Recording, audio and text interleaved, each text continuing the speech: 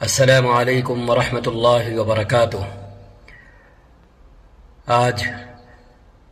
رمضان المبارک کا پہلا جمعہ ہے۔ خطیب نے اپنے خطبے میں نبی کریم صلی اللہ علیہ وسلم کی وہ صفت اور خوبی اور ادا اپنانے کی تلقین کی، زور دیا، توجہ دلائی، جو اس ماہ مبارک میں آپ صلی اللہ علیہ وسلم کی خاص الخاص ادا بن جایا کرتی تھی، نمایاں اور ممتاز صفت ہوا کرتی تھی۔ آپ صلی اللہ علیہ وسلم اس ماہ مبارک میں جود و سخاوت کی اور نعمتیں اللہ کے بندوں پر لٹانے کی انتہا پر پہنچے ہوئے ہوتے تھے۔ حضرت انس رضی اللہ تعالی عنہ روایت فرماتے ہیں، ما سئل رسول اللہ صلی اللہ علیہ وسلم شیئا الا اعطاہ، جب کبھی بھی آپ سے کوئی چیز مانگی گئی، کسی نے آپ سے کسی چیز کا سوال کیا تو آپ نے وہ چیز اسے ضرور دی۔ بخاری شریف میں ایک دوسری روایت آئی ہوئی ہے جس میں اس طرح فرمایا گیا ہے، کان اجود الناس وکان اجود ما یکون فی رمضان، آپ یوں تو طبعاً سخی تھے ہی، اور انبیاء سخی نہیں ہوں گے تو کیا ہوں گے، اور پھر انبیاء میں سید الرسل، سید الانبیاء سخاوت کی انتہا پر نہیں ہوں گے، اپنی ذات میں، اپنی صفات میں تو اور کون ہوگا۔ لیکن رمضان کریم میں یہ سخاوت اپنی انتہا کو پہنچ جایا کرتی تھی۔ کیوں؟ کیونکہ سب سے زیادہ خوشی جو آپ کو اس ماہ مبارک میں ملا کرتی تھی وہ حضرت جبریل علیہ السلام کا ساتھ تھا، آپ کی معیت تھی۔ آپ ہی پہلی مرتبہ وحی لے کر قرآن کی پہلی وحی کی صورت میں آپ کے سامنے نمودار ہوئے تھے، حاضر ہوئے تھے، اور انہی کے ذریعے سے اللہ کی آخری کتاب کی تکمیل ہوئی تھی، وحی کا اختتام ہوا تھا۔ تو اسی وحی کو اس امت کے اندر محفوظ بنانے کے لیے، محفوظ بنانے کا طریقہ سکھانے کے لیے، نظام کو منظم کرنے کے لیے اللہ تعالیٰ اپنے ایسے برگزیدہ فرشتے کو بھیجا کرتے تھے، اور حضرت جبریل علیہ السلام روزانہ آیا کرتے تھے رمضان مبارک میں، اور پھر وہ آپ کو قرآن سناتے تھے، اور اللہ کے رسول صلی اللہ علیہ وسلم ان کو قرآن سناتے تھے۔ قرآن کا دور ہوتا تھا، قرآن کا مذاکرہ ہوتا تھا، قرآن کا آپس میں ایک دوسرے کو سننا سنانا ہوتا تھا۔ کیوں؟ تاکہ یہ امت سیکھ لے اور جان لے کہ قرآن قیامت تک اس عالم اسباب میں اسباب کی حد تک کس طرح محفوظ رہنا ہے۔ محفوظ رکھنے والی ذات اللہ کی ہے، لیکن اس نے جو نظام یہاں بنایا ہے وہ یہی ہے کہ قرآن پڑھا جائے، قرآن یاد کیا جائے، قرآن کو بار بار پڑھا جائے، اسے سنا جائے، اسے سنایا جائے۔ اور خاص طور پر رمضان میں اللہ تعالیٰ نے حضرت جبریل علیہ السلام کو بھیج کر، روزانہ کی بنیاد پر بھیج کر، اللہ کے رسول کو قرآن سنانے کی صورت اختیار کروا کر، اور پھر نبی کا حضرت جبریل کو قرآن سنانا، اور حضرت جبریل علیہ السلام کا نبی کو قرآن سنانا، یہ عمل یہ سکھانے اور بتانے کے لیے کافی ہے اور کافی تھا اور کافی رہے گا کہ ایک حافظ کی، قرآن کے حامل کی، قرآن یاد کرنے والے کی، قرآن اپنے سینے میں محفوظ کرنے والے کی ذمہ داری کیا ہے اس ماہ مبارک میں۔ وہ سب کچھ چھوڑ کر قرآن میں لگنے کا پابند ہے، قرآن یاد کرنے کا پابند ہے، قرآن سننے اور سنانے کا پابند ہے، یا مختلف حیلوں و بہانوں سے قرآن سے پیچھا چھڑانے اور قرآن سے منہ موڑنے کی نہایت غیر مقبول اور سرے سے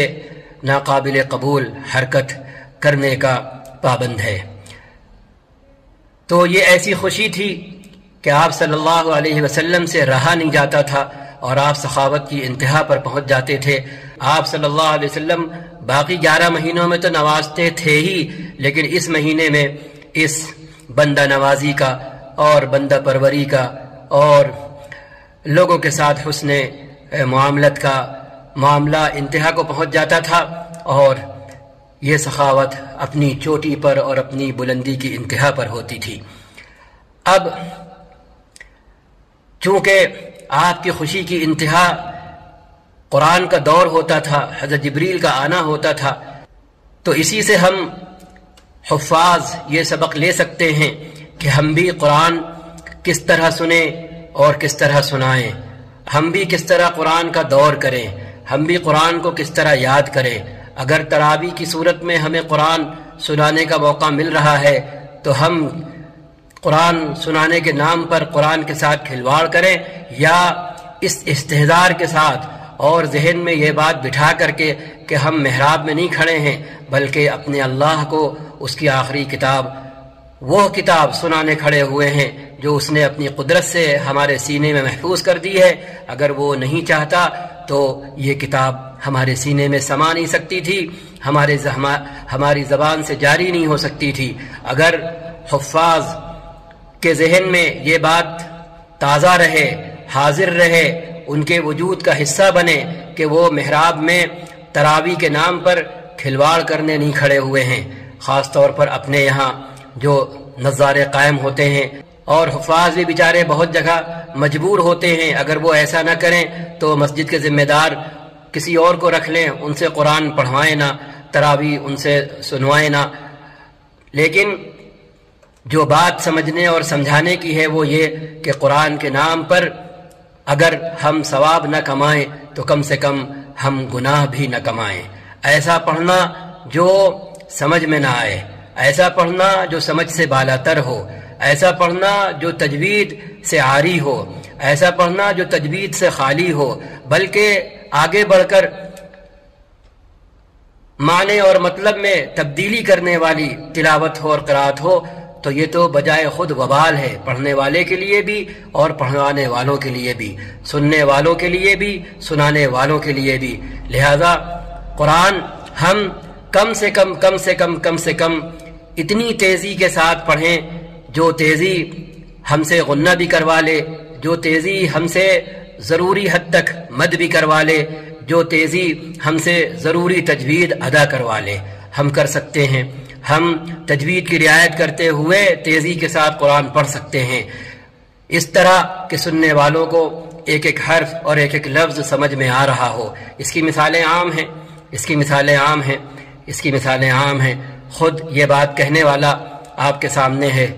اس کی تلاوت سامنے ہے، انسان سن لے اور دیکھ لے، اور ایک کہنے والا نہیں، انیک لوگ ہیں، تیز بھی پڑھتے ہیں، صاف بھی پڑھتے ہیں، تجوید کا حق بھی ادا کرتے ہیں، اور جس طرح قرآن پڑھنا چاہیے اس طرح قرآن پڑھنے کی کوشش کرتے ہیں۔ حالانکہ ہونا یہ چاہیے کہ جلدی چھو کر بھی نہ گزرے، کیونکہ رمضان عبادت کا مہینہ ہے، رمضان قرآن کا مہینہ ہے۔ شہر رمضان الذی انزل فیہ القرآن، رمضان تو مہینہ ہی ہے قرآن کا، تو پھر جلدی تو ہونا ہی نہیں چاہیے کسی کے دل و دماغ میں، نہ سنانے والے کے دل و دماغ میں، نہ سننے والوں کے دل و دماغ میں۔ اس سے زیادہ اور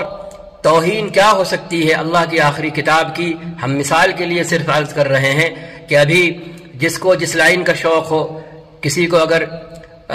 میچز کا شوق ہے، فٹ بال کا میچ ہو، کرکٹ کا میچ ہو، کسی کو کسی اور چیز کا شوق ہو، اور وہ میچ اور وہ چیز وہ براہ راست نہ دیکھ پایا ہو، اور بعد میں وہ ریکارڈنگ کی صورت میں دیکھنے بیٹھا ہو، اور کوئی آگے بڑھے اور وہ کلپ تیزی سے چلا دے، اس کی اسپیڈ بڑھا دے، اتنی اسپیڈ کر دے کہ جو بات سمجھ میں نہ آئے۔ جیسے آج کل ہم سب کے موبائل میں یہ سہولت ہے کہ چاہیں تو جلدی جلدی سن لیں، لیکن کیا ہم اتنی جلدی کر سکتے ہیں جس سے جو بات آئی ہے، جو میسج آیا ہے، وہ میری سمجھ ہی میں نہ آئے؟ ہم تو ایسا نہیں کرتے نا، لیکن ہم اللہ کی کتاب کے ساتھ ایسا کرتے ہیں۔ پڑھنے والا بھی کرتا ہے، سننے والے بھی کرتے ہیں، اور سننے والے بہت مرتبہ پڑھنے والے کو مجبور کرتے ہیں کہ بس اتنی دیر میں آپ ختم کر دیں، کیونکہ ایک روٹین ہوتی ہے جو ادا کر لینا ہے دین کے نام پر، باقی نہ سمجھنا ہے، نہ سمجھانا ہے، نہ احساس کرنا ہے، نہ محسوس کرنا ہے کہ ہم اللہ کی کتاب کے ساتھ کیا کر رہے ہیں۔ ہم جب نیت باندھ کر کھڑے ہوتے ہیں تو کس کے سامنے کھڑے ہوتے ہیں؟ ہم جب تلاوت کر رہے ہوتے ہیں تو کیا خالی الفاظ ادا کر رہے ہوتے ہیں یا کسی کے سامنے پڑھ رہے ہوتے ہیں اور کوئی اسے سن رہا ہوتا ہے۔ اگر ہم چیٹ کی صورت میں آئے ہوئے میسج کو اتنی اسپیڈ سے سن نہیں سکتے جو اسپیڈ ہمیں سمجھنے سے محروم کر دے، معذور کر دے، تو پھر ہم کس حق سے اللہ کی کتاب اتنی تیزی سے پڑھتے ہیں اور پڑھواتے ہیں جو کسی کی سمجھ میں نہیں آتی، جو سمجھ میں نہیں آتی۔ تو جب ہم ایسی عبادت، اتنی عظیم عبادت کے ساتھ کھلواڑ کریں گے تو پھر نتیجے میں ہماری قسمتوں میں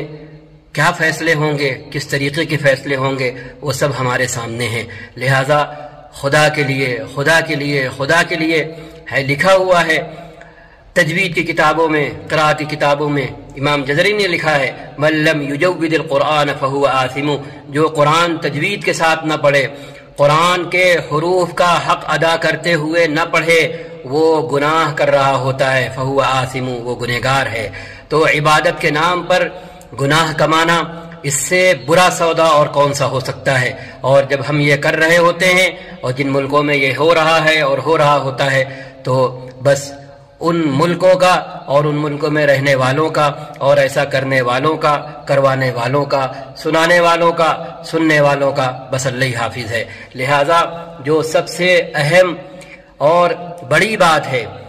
آپ صلی اللہ علیہ وسلم اور حضرت جبریل علیہ السلام کے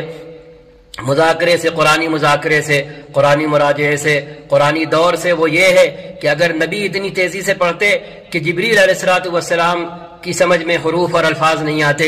اور حضرت جبریل علیہ السلام اتنی تیزی سے پڑھتے کہ آپ صلی اللہ علیہ وسلم قرآن کے حروف اور الفاظ کو سمجھنے سے قاصر رہتے، تو کیا یہ دور کہلاتا؟ کیا یہ مراجعہ اور مذاکرہ قابل قبول ہوتا؟ اور کیا اللہ کی طرف سے اس پر نکیر نہیں آتی؟ ظاہر سی بات ہے۔ حضرت عائشہ رضی اللہ تعالی عنہا سے مروی ہے، سب جانتے ہیں کہ آپ صلی اللہ علیہ وسلم کی تلاوت کیسی ہوتی تھی، ایک ایک حرف الگ الگ ہوتی تھی، اور جب حرف الگ ہوں گے تو لفظ اپنے آپ الگ الگ ہوں گے، صاف صاف سمجھ میں آئیں گے، اور کسی قسم کی کوئی دشواری ان کے سمجھنے میں نہیں پیدا ہوگی۔ لہذا ساری دنیا میں رہنے والے ایک ایک حافظ کا یہ کام ہونا چاہیے کہ وہ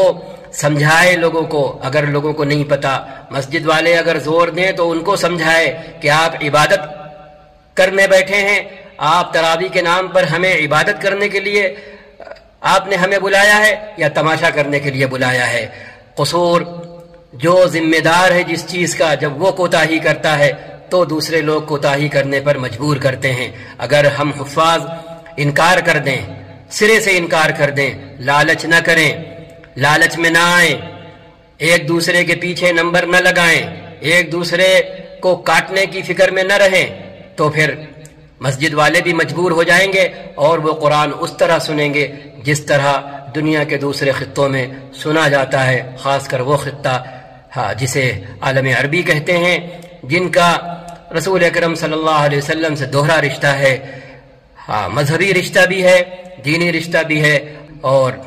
قومی رشتہ بھی ہے۔ تو وہ تو اس طرح نہیں پڑھتے، وہ تو اس طرح نہیں پڑھتے۔ آج تو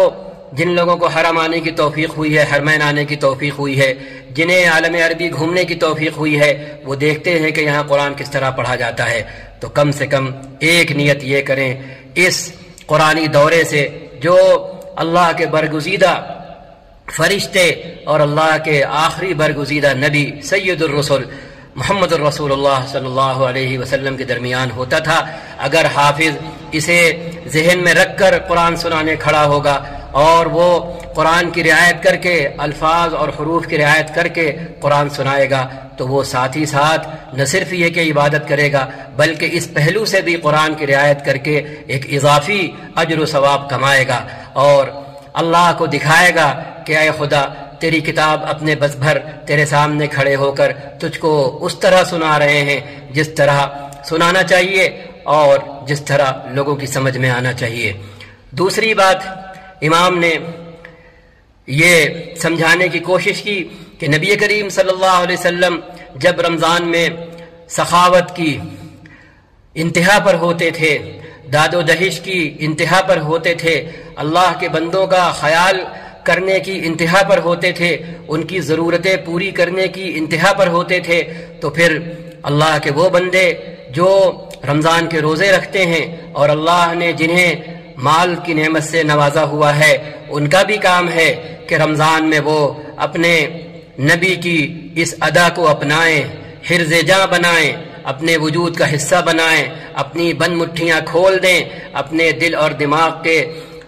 دروازے کھول دیں ان لوگوں کے لیے جو اللہ کے بندے ہیں اور اللہ کی بہت سی نعمتوں سے محروم ہیں، یا یہ کہ کم سے کم اتنی وافر مقدار میں ان کے پاس وہ نعمتیں نہیں ہیں جتنی وافر مقدار میں اللہ کے ان بندوں کے پاس ہیں۔ تو وہ ایسے بندے اپنے نبی کی نقل کرتے ہوئے، ہاں نام ہی بھر کی صحیح، وہ بھی اپنے بند ہاتھ کھولیں اور اپنے دائیں بائیں آگے پیچھے اپنے ارد گرد کے ماحول میں اللہ کے بندوں پر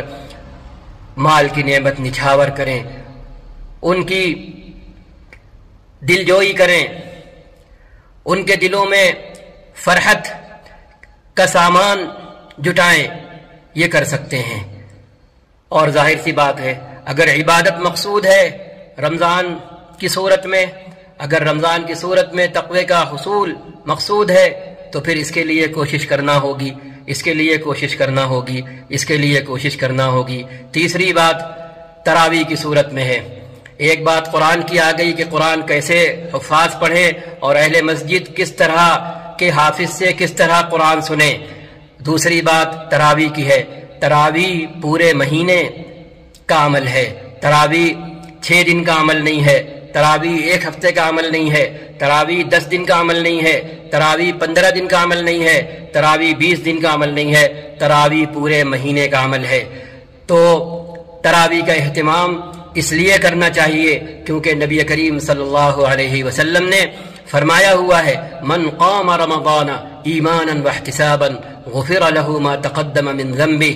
جو اہل ایمان رمضان میں قولی اور فعلی عبادت کرے گا، رمضان میں جو شخص عبادتیں کرے گا،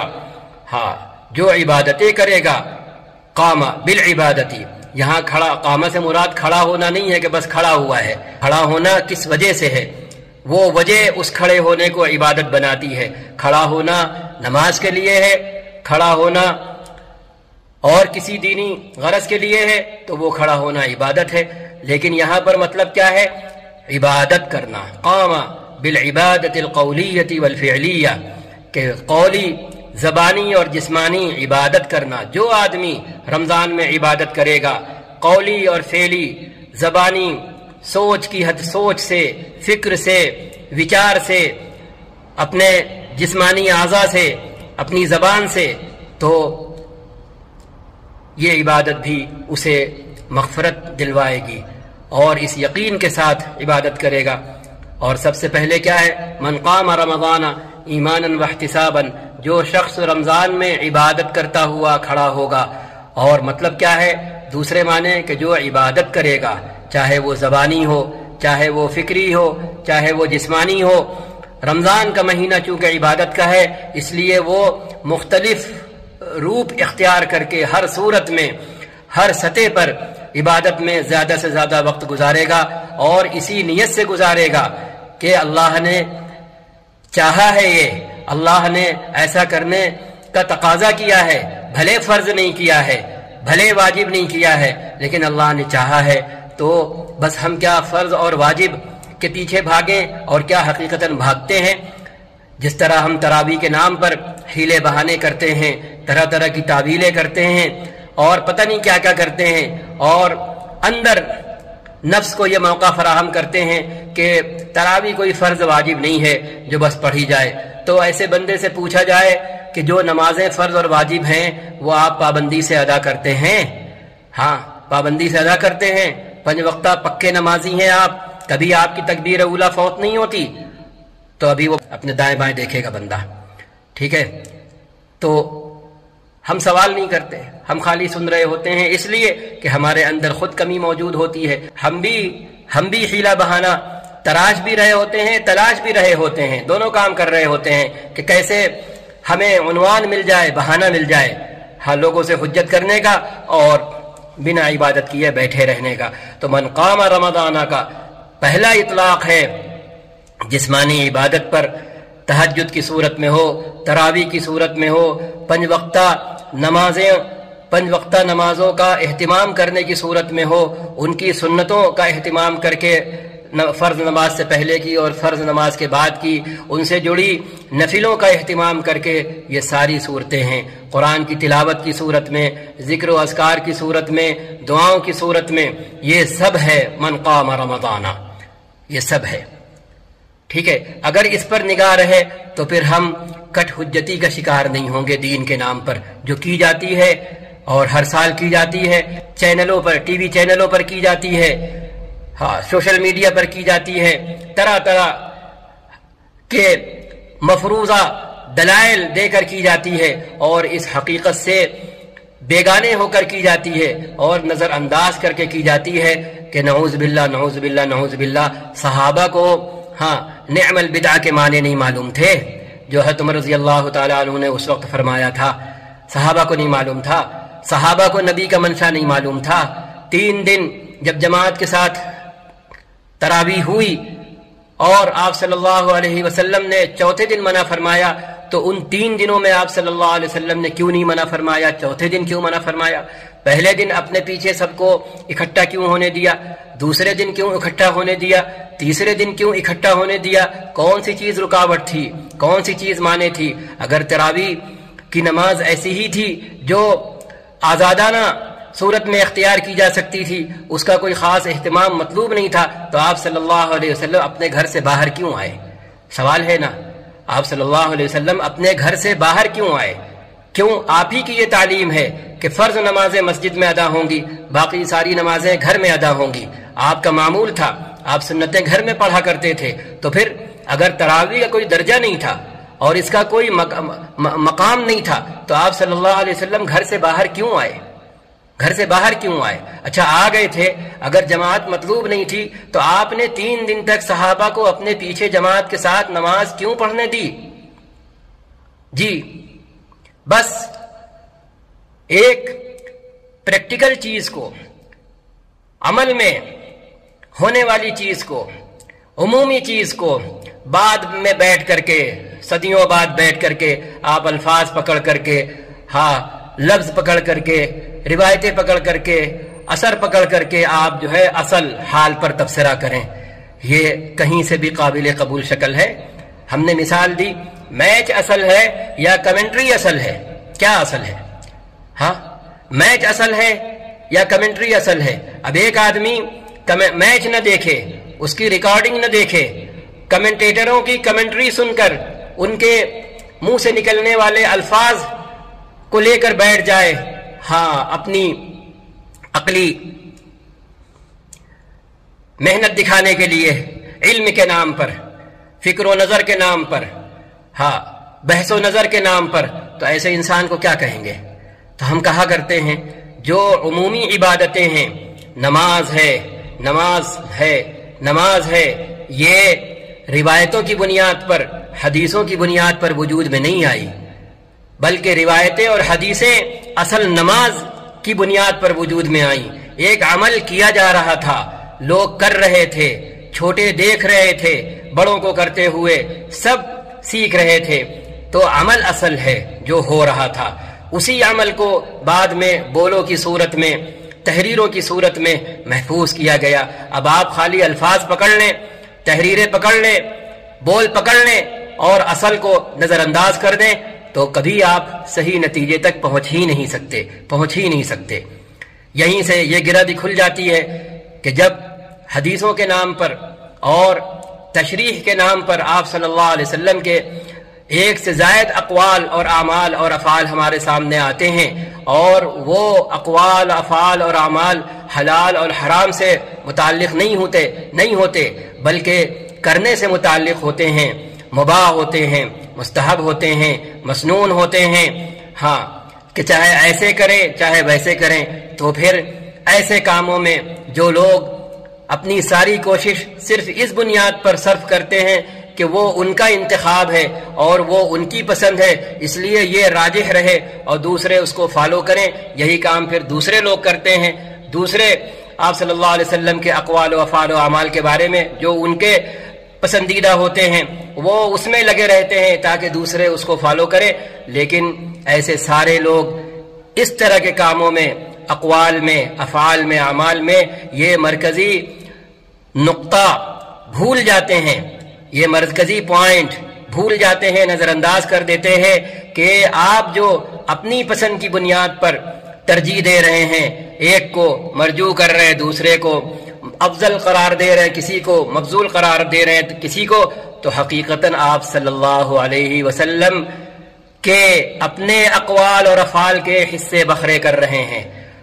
اور آگے بڑھیں کہ خود آپ ہی صلی اللہ علیہ وسلم کے بولوں کو اور آپ کے کاموں کو آپ تول رہے ہیں بیٹھ کر کے۔ ہاں، کہاں آپ اور کہاں نبی کا کام، کہاں آپ اور کہاں نبی کے بول۔ ہماری یہ حیثیت اور بساط ہے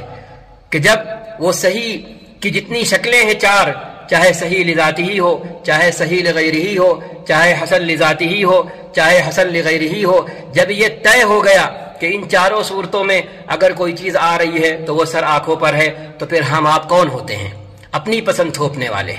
اگر اس فکر کو عملی جامہ پہنایا گیا ہوتا اور رسول اکرم صلی اللہ علیہ وسلم کی ذات کو سب کچھ سمجھا گیا ہوتا، آپ کی شخصیت کو سب کچھ سمجھا گیا ہوتا، اپنے آپ کو، اپنی پسند کو، اپنی تحقیق کو بیچ میں نہیں لایا گیا ہوتا، تو پھر ہوتا یہ سب کر رہے ہوتے،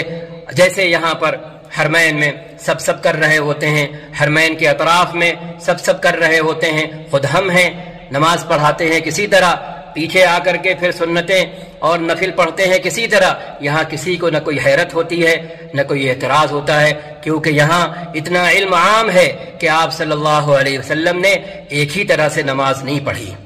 آپ نے ہاتھ اٹھا کر بھی پڑھی، آپ نے بنا ہاتھ اٹھائے ہوئے بھی پڑھی، آپ قاعدے میں ایسے بھی بیٹھے، آپ قاعدے میں ایسے بھی بیٹھے، آپ نے آمین زور سے بھی کہی، آپ نے آمین دھیمے سے بھی کہی، الی آخری ہی جتنے مسائل ہیں 12-13 وہ سارے یہاں پتہ ہے، اس لیے کسی کو کوئی اعتراض نہیں ہوتا، چاہے آگے بڑھنے والا امام جس طرح نماز پڑھا رہا ہو، لیکن ہم چونکہ لوگوں کی پسند کے پابند بنا دیے گئے اور وہ پسند ہم پر تھوپ دی گئی، حلال کی حد تک، جہاں حلال حرام کا مسئلہ ہے وہاں یہ چیز آتی ہے کہ ہم نفس پرستی کے شکار نہ ہوں، ہم من پسندی کے شکار نہ ہوں، لیکن جہاں پر یہ مسئلہ ہی نہیں ہے، ایک سے زائد آپشن ہے، ہم موبائل میں تو ضد نہیں کرتے کسی سے، نہیں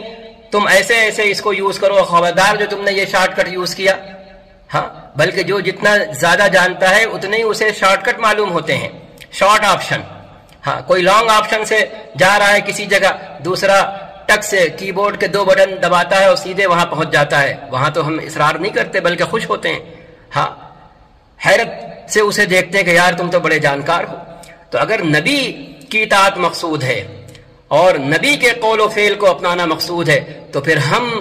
کو اپنے آپ کو بیچ سے ہٹانا ہوگا، ہمیں صرف ناقل بننا ہوگا، ہمیں سلیکٹر نہیں بننا ہوگا، ہمیں سلیکٹر نہیں بننا ہوگا، ہمیں ناقل بننا ہوگا، ہمیں نبی کی بات من و عن جتنے طریقوں سے جتنی شکلوں سے آ رہی ہے، آج چونکہ یہ موقع حاصل ہے، ہتھیلی پر سب کچھ موجود ہے، تو ہمیں وہ ساری شکلیں بتانا ہوں گی ایک بندے کو، اس کے بعد آپ یہ اضافہ کر سکتے ہیں کہ چونکہ یہ ساری ہی شکلیں ویلڈ ہیں اور صحیح ہے، ہم ایسا کرتے ہیں، ہمیں اس طرح کرنا اچھا لگتا ہے، کسی کو کوئی حیرت نہیں ہوگی، کسی کے دل میں کوئی سوال پیدا نہیں ہوگا کہ آپ کو یہ کیوں اچھا لگتا ہے، فلاں کیوں نہیں اچھا لگتا، لیکن باقی شکلیں پسے پشت ڈال کر صرف اپنی پسند سامنے والے کے سامنے یا سائل کے سامنے، پوچھنے والے کے سامنے بیان کرنا، تو یہ نبی کریم صلی اللہ علیہ وسلم کے ساتھ خود فیصلہ کر لیں اور طے کر لیں، یہ کیا ہے، وشواس گھات ہے کہ نہیں ہے، علم میں خیانت ہے کہ نہیں ہے، ادھوری بات بتانے کا جرم ہے کہ نہیں ہے۔ تو یہ ہے قصہ مختصر۔ امام نے زور دیا تھا اپنے خطبے میں سخاوت پر، بند مٹھی کھولنے پر اور دل وسیع کرنے پر، لوگوں کے حال چال صرف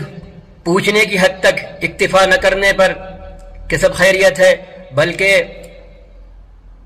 ان کے ساتھ حسن سلوک کرنے پر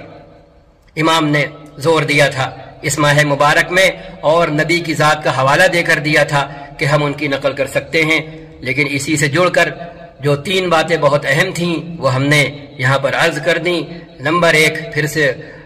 جلدی سے انہیں دہرائے دے رہے، نمبر 1 قرآن کا جو دور اللہ کے رسول اور اللہ کے برگزیدہ فرشتے کے درمیان ہوتا تھا، ظاہر بات ہے وہ اس طرح ہوتا تھا کہ دونوں اسے سمجھ رہے ہوتے تھے، یہ نہیں کہ بنا سمجھے نہایت تیز رفتاری سے گزر رہے ہوتے تھے اور ختم کر رہے ہوتے تھے، بل تو ایک کام یہ کہ ہم قرآن اس طرح پڑھنے والے بنے کہ خود بھی ایک ایک حرف کو سن رہے ہوں صاف صاف اور سمجھ رہے ہوں، اور سننے والے بھی اس کے بعد تراویح کا اہتمام کرنے والے بنے، پورے 30 دن 29 دن جتنے دن کا مہینہ ہے پورے اتنے دن اہتمام کے ساتھ عبادت کرنے والے بنے، تہجد کا اہتمام کرنے والے بنے، قرآن کی تلاوت کا اہتمام کرنے والے بنے، یعنی قولی اور فعلی جو عبادتیں منہ سے کی جا سکتی ہیں، دعا ذکر و اذکار تلاوت کی صورت میں وہ کرنے والے بنے، جو عبادت دل اور دماغ سے کی جا سکتی ہے وہ سوچ ہے، اللہ سے باتیں کرنا ہے، اللہ سے مانگنا ہے، اللہ سے بگڑی بنانے کی التجا کرنا ہے، اس کے آگے رونا ہے، تڑپنا ہے، بلکنا ہے، مچلنا ہے، اور جو عبادتیں جسم سے کی جا سکتی ہیں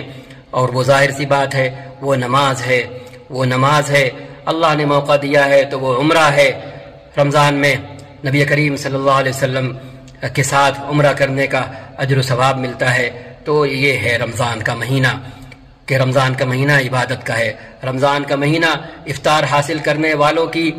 لائن لگانے کا نہیں ہے، رمضان کا مہینہ بازار میں بھیڑ بڑھانے کا نہیں ہے، رمضان کا مہینہ کھانے پینے کا اسٹاک لگانے کا نہیں ہے، ہاں رمضان کا مہینہ عبادت کرنے کا ہے۔ ہاں اگر ہم افطار میں لائن لگائے ہیں افطار بانٹنے کے لیے، کھانے کا اسٹاک کر رہے ہیں لوگوں میں کھانا بانٹنے کے لیے، تو کیا کہنے پھر رمضان بازار میں بھیڑ میں اضافہ کر رہے ہیں، بازار سے چیزیں خرید کر اللہ کے بندوں تک پہنچانے کے لیے، تو پھر یہ بھی عبادت ہے، تو پھر یہ بھی عبادت ہے۔ لیکن اگر صرف اپنا پیٹ بھرنے کے لیے اور صرف اپنے کو آسودہ کرنے کے لیے، باقی اللہ کے بندوں سے بیگانہ رہنے کے لیے، تو پھر ہم عبادت کر کے بھی عبادت کرنے والوں میں شمار نہیں کیے جائیں گے، بلکہ ادھورے شمار کیے جائیں گے، مکمل اور پورے عبادت کرنے والے شمار نہیں کیے جائیں گے۔ جتنی عبادت کر رہے ہوں گے اتنے عبادت گزار شمار کیے جائیں گے، اور جو حکم نظر انداز کر رہے ہوں گے اس حد تک ہم نظر انداز کرنے والے اور ناقص عبادت کرنے والے قرار دیے جائیں گے۔ اللہ تعالی ہمیں اس ماہ مبارک کا حق ادا کرنے والا بنائے، اپنی بساط بھر ہماری جتنی بھی چادر ہے اس میں اللہ کے بندوں کا حصہ لگانے والا بنائے، ان کے گھروں میں بھی خوشیاں بکھیرنے والا بنائے، اور عید جب آئے تو عید کی خوشیاں ان گھروں میں بڑوں اور چھوٹوں کے چہروں پر بکھیرنے والا ہمیں بنائے۔ اللہ تعالی ہمیں یہ 3-4 کام کرنے والا بنائے۔ اگر ہم نے اس طرح رمضان گزارا، ہم لیٹے ہوئے لیکن ہم اللہ سے باتیں کرتے رہے، ہم اٹھ کر کھڑے ہو گئے اور ہم نے نماز کی صورت میں، قرآن کی صورت میں، تلاوت کی صورت میں، ذکر و اذکار کی صورت میں اپنے آپ کو مشغول رکھا، تو کیا کہنے۔ یہ حقیقت ہے کہ جب آپ ہماری عادتیں بھی شیطان کا روپ دھارن کیے ہوئے ہیں، شیطان مردۃ الشیاطین، جو سرکش شیطان ہے وہ تو قید ہو جاتے ہیں، سب سے بڑا شیطان خود ہماری عادت ہے کہ جو وہ 11 مہینے ہمیں اتنا پکا کر دیتا ہے اور ان عادتوں میں، اور وہ عادتیں اتنی پختہ کر دیتا ہے کہ اس کے بعد پھر ہمیں شیطان کی ضرورت نہیں رہتی۔ تو اگر ہمارا حال یہ ہے تو ہمیں تھوڑا سا جبر کرنا ہوگا اور تھوڑا سا صبر کرنا ہوگا۔ جب ہم کچھ کرنے چلیں گے تو ہم پر غفلت طاری ہوگی، ہم پر کمزوری طاری ہو جائے گی، ہم پر نقاہت طاری ہو جائے گی، ہم ویکنس محسوس کریں گے اور سمجھیں گے ہمارے اندر تو ویکنس آ رہی ہے۔ لیکن اگر ہم نے اسی وقت اپنے بائیں دیکھا اور یہ کہا، یہ تصور کر کے کہ وہ جناب بیٹھے ہوئے ہیں ہمارے ساتھ اور وہی ہمارے اندر کمزوری کا وسوسہ ڈال رہے ہیں۔ سورہ الناس میں اللہ نے فرمایا ہوا ہے الذی یوسوس فی صدور الناس من الجنۃ والناس، ہاں کہ وہ لوگوں کے سینوں میں کہ وہ انجیکٹ کرتا ہے وسوسہ اپنا خیال، اور ایسا کرنے والا نہ دکھنے والا بھی ہوتا ہے اور دکھنے والا انسان بھی ہوتا ہے۔ تو اگر ایسی حالت میں ہم یہ سوچ لیں جس وقت ہم ہمارے اندر ایک لہر آئے کہ چلو یار کچھ عبادت کرو، لیکن فوراً ہی دوسرا خیال آئے ارے کہاں تمہاری تو یہ حالت ہے، تم تو اتنے کمزور ہو، تم تو ایسے ہو، تم تو ویسے ہو، تو اسی وقت اگر فوراً اپنے اغل بغل میں مخاطب ہو لیں کہ ہاں ہے بیٹھے ہو تم، ہے باز نہیں آؤ گے اس مہینے میں بھی، چلو ٹھیک ہے پھر تم اپنی کرو ہم اپنی کرتے ہیں، اور اسی وقت اللہ کا نام لے کر ہم اٹھ کھڑے ہوں، تو ہم دیکھیں گے کہ اللہ ہمیں نشاط سے بھر دے گا، ہم دیکھیں گے ہمارے اندر اللہ چستی اور پھرتی بھر دے گا، ہم اپنے کو نشیط محسوس کریں گے، ہم اپنے اندر چستی اور پھرتی دوڑتی ہوئی محسوس کریں گے، اور پھر وہ سارے جالے ہٹا دیے جائیں گے جو کوئی بیٹھا بنا رہا ہوتا ہے اور اس انتظار میں ہوتا ہے کہ ہم یقین کی اور ایمان کی کیفیت سے ان شیطانی جالوں کو صاف کرتے ہیں یا نہیں۔ اللہ تعالی ہم کو بھی نصیب فرمائے، اللہ تعالی آپ سب کو بھی نصیب فرمائے کہ رمضان جب رخصت ہو تو ہم اپنے اندر کچھ نہ کچھ پا رہے ہوں، اور سب سے بڑی دولت ایمان کی ہے، سب سے بڑی دولت ایمان کی ہے، سب سے بڑی دولت ایمان کی ہے کہ اللہ کی ذات پر غیر متزلزل اٹل ایمان ہو، اور محمد الرسول اللہ صلی اللہ علیہ وسلم پر غیر متزلزل اور اٹل ایمان ہو کہ آپ اللہ کے آخری نبی ہیں، آپ ہی کامیابی کی چابی ہیں، آپ ہی ہماری اس ڈیوائس کی ہدایت اور اس کا مینول ہے، آپ کے علاوہ اور کوئی ہمیں راہ نہیں دکھا سکتا، ہماری رہنمائی نہیں کر سکتا۔ تو یہ ایمان اللہ ہمیں عطا فرما دے اس ماہ مبارک میں، تاکہ آئندہ 11 مہینے پھر اسی ایمان کے سہارے بیتیں اور کوئی ہماری راہ سے بے راہ نہ کرنے پائے، کوئی ہماری راہ کھوٹی نہ کرنے پائے۔ اللہ تعالی ہمیں یہ نصیب فرمائے۔ والسلام علیکم ورحمۃ اللہ وبرکاتہ۔